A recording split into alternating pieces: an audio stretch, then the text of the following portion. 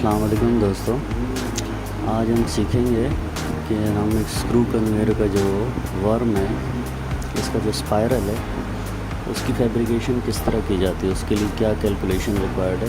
ये कागज़ से मैंने एक बनाया हुआ सैंपल, जैसे आपने देख लिया। अब हमारे पास इसमें पिच होती है, छोटा डाया होता है और एक बड़ा डाया होता है, जैसे इस तस्वीर में आपको नज़र आ रहा है।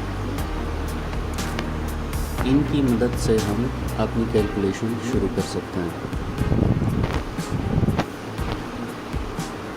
जैसे हमारे पास पिच है, मिसाल के तौर पे 200, ये सारी डायमेंशन मिलीमीटर्स के अंदर है, और जो बड़ा डायमीटर है वो 300 है और छोटे वाला 100 मिलीमीटर है। अब ये देखें, ये एक कागज़ है, ये पिच है, ये लेंथ है। इसको हम किस तरह, मैंने एक मिसाल के लिए समझाया हुआ। ये पाइप के ऊपर जब आप लपेटेंगे तो ये आपका एक स्पाइरल आ जाएगा इस तरीके से। ये देखें, ये एक पिच के लिए मार्किंग हो गई इसकी। ये देखिए, पूरा एक स्पाइरल बन गया, एक वर्म बन गया आपका। अब हम अपनी कैलकुलेशन शुरू करते हैं। जैसे मैंने वो त्रिकोण बनाया था और पाइप के ऊपर लपेटा था, इसकी बिल्कुल वैसी हम कैलकुलेशन करेंगे। इसको हम छोटा डायामीटर ले लेंगे, स्मॉल डी, और ये लंबाई पिच हो जाएगी। और ये जो लेंथ है, एक छोटा एल है, एक बड़ा एल है। छोटा एल छोटे डायामीटर के लिए, बड़ा एल बड़े डायामीटर के लिए। अब पहले स्टेप में हम क्या करेंगे कि छोटा एल, इसकी कैलकुलेशन करेंगे कि उसकी लंबाई कितनी आ रही है हमारे पास, और उसके बाद हम बड़े एल को भी जो है ना कैलकुलेट कर लेंगे कि वो कितना है। इसके लिए हम ये फार्मूला इस्तेमाल करेंगे,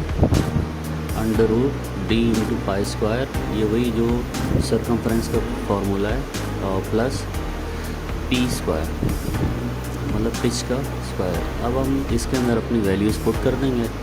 जैसा आपको पता है स्मॉल डी कितना था, पाई की वैल्यू कितनी है, और पिच हमारे पास कितनी थी। तो ये सारा कुछ हम वैल्यूज़ पुट कर देंगे, इनको आपस में प्लस कर देंगे, और फिर इसका रूट हटाएंगे तो आंसर आएगा हमारे पास 372.41। तो ये स्मॉल डाई के लिए हमारे पास एक लेंथ आ गई। और स्टेप 2 में इसी तरीके से हम बड़े वाले लेंथ के लिए, जो बड़ा कैपिटल एल लिखा हुआ है, उसको हम कैलकुलेट करेंगे। बिल्कुल यही प्रोसेस होगा, लेकिन उसमें डी बड़ा आ जाएगा, क्योंकि हम अब कैपिटल एल की तरफ जा रहे हैं, तो कैपिटल डी आएगा जो आउटर डायमीटर है। और सेम वही तरीका है, सारी वैल्यूज़ पुट कर देंगे, और इनको जब हम प्लस करेंगे और आखिर में जब रूट हटाएंगे तो हमारे पास कैपिटल एल के लिए आ गया 963.47। अब ये छोटा और बड़ा, ये दोनों लेंथ हमारे पास आ गए। अब स्टेप 3 के अंदर हम क्या करेंगे, ये जो छोटा डाया है और बड़ा डाया है, इसको हम कैलकुलेट करेंगे। जैसे कि D' दोनों ही। अब आप स्मॉल डी वाले पे आएंगे तो बड़े डी से छोटा डी माइनस करेंगे, बड़े लेंथ से छोटी लेंथ माइनस करेंगे, -1 करेंगे। ये हमारे पास एक स्टैंडर्ड फार्मूला है, और इसी तरीके से इसको जमा तफरीक करके हमारे पास एक वैल्यू आ जाएगी। और डायामीटर हमारे पास आ गया कितना, 125.8। ये जो हम शीट काटेंगे, ये उसका डायमीटर हमें चाहिए होगा। इस तरीके से एक डिस्क कटती है, जिसको बाद में हम बेंड करते हैं तो हमारे पास एक स्पाइरल तैयार हो जाता है। अब देखें, हम बड़े डी को हम करेंगे, वो बिल्कुल सिंपल है।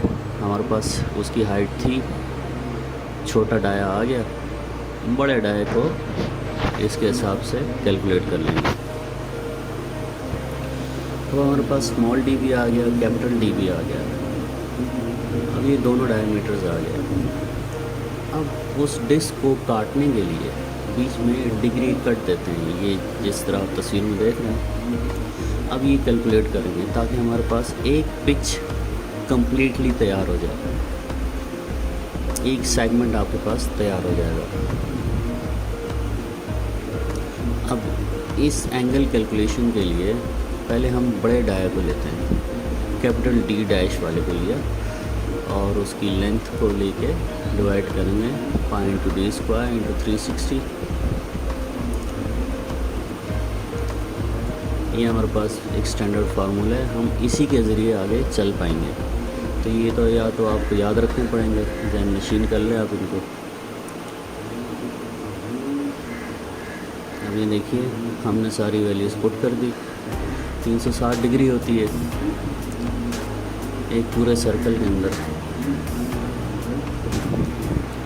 तो अब जो हमारे पास आया 339 डिग्री, अब इसको हम वहाँ से माइनस कर देंगे 360 से, तो हमारे पास कटिंग जो डिग्री आई है वो 21 आई है।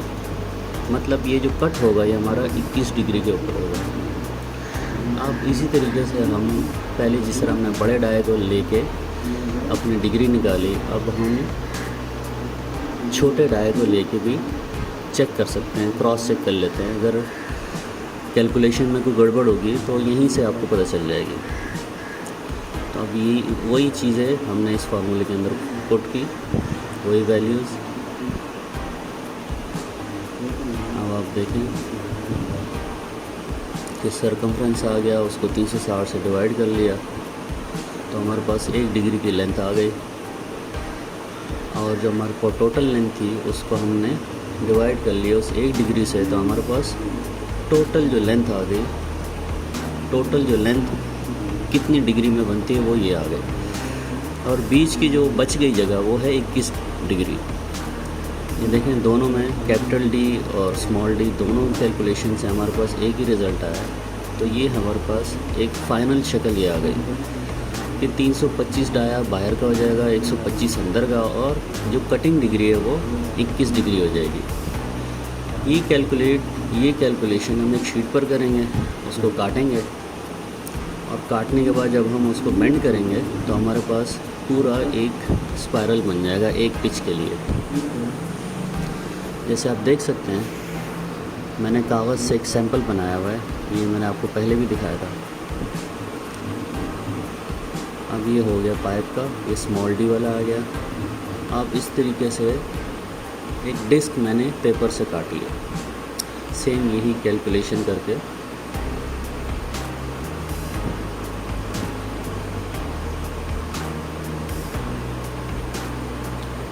ये हो गया एक पिच के लिए।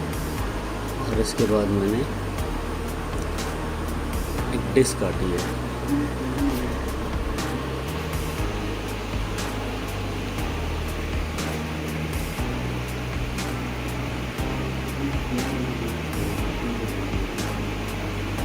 और देखिए ये छोटा डाया आ गया।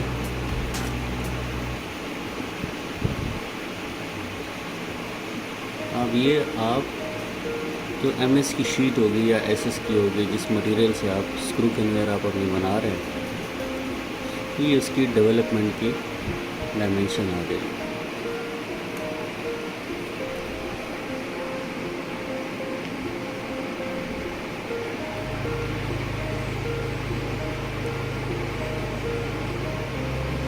ये हमने बाहर का डाया काटा।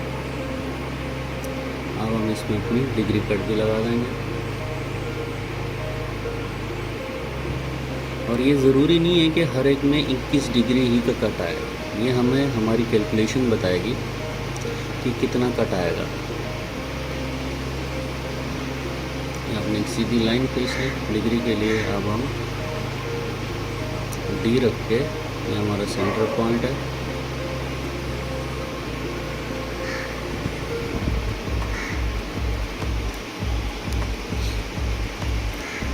जो इस स्मॉल डाई के हिसाब से जो मेरी डिग्री निकली थी वो उसके लिए